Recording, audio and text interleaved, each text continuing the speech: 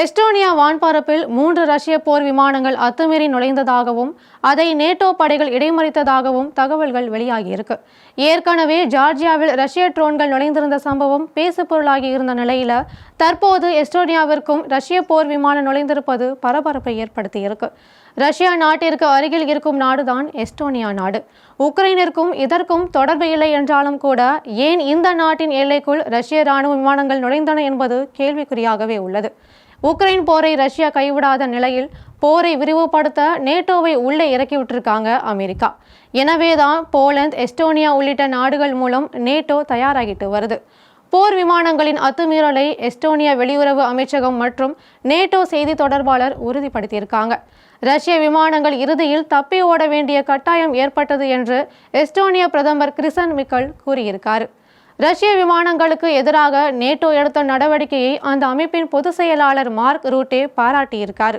நேட்டோவின் பதிலடி நடவடிக்கை அனுமதியின்றி எஸ்டோனியா வான்பரப்பில் நுழைந்த 3 MiG-31 ரக விமானங்கள் சுமார் 12 நிமிடங்கள் எல்லைக்குள் சுற்றி கொண்டிருந்ததா அந்நாட்டு உள்துறை அமைச்சகம் தெரிவிச்சிருக்கு.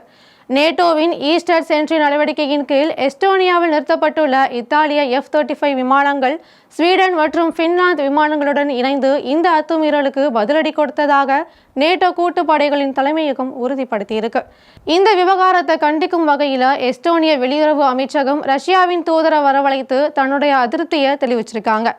இந்த சம்பவம் நடந்து சில மணி நேரங்களில் போலந்தின் எல்லையிலும் ரஷ்ய போர் விமானங்கள் அத்துமீறி நுழைந்ததாக குற்றச்சாட்டுகள் எழுந்திருக்கு.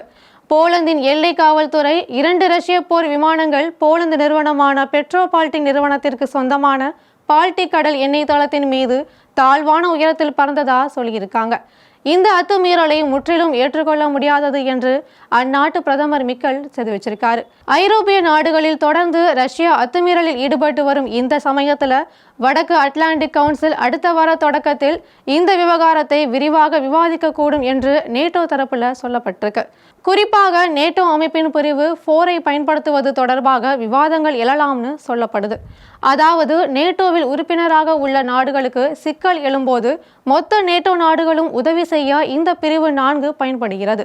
கடந்த வாரம் ரஷ்ய ட்ரோன்கள் மற்றும் போர் விமானங்கள் போலந்தின் வான்பரப்பில் நுழைந்த போது போலந்தும் இதே போன்ற ஆலோசனையை தொடங்கியிருக்காங்க.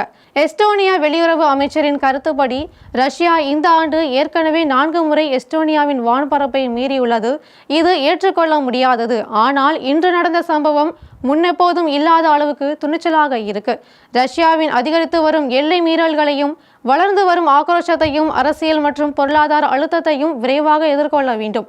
அத்துமீறலை ஏற்றுக்கொள்ள முடியாதது என்பதில் நாங்கள் தெளிவாக இருக்கோம்.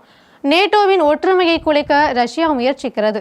ஆனால் அவை அதற்கு நேர்மாறான விளைவையே பெறுகின்றன என்று எஸ்டோனியா வெளியுறவு அமைச்சர் மார்க்கஸ் சாவ்னா கூறியிருக்கார். ரஷ்யா எப்போது சிக்கும், போரை எப்படி விரிவுபடுத்துவது என்று அமெரிக்கா கண்கொத்தி பாம்பாக பார்த்து கொண்டிருக்கும் நேரத்தில் ரஷ்யாவின் சிறு தவறு கூட பெரிய பாதிப்புகளை ஏற்படுத்திவிடும் என்பது குறிப்பிடத்தக்கது.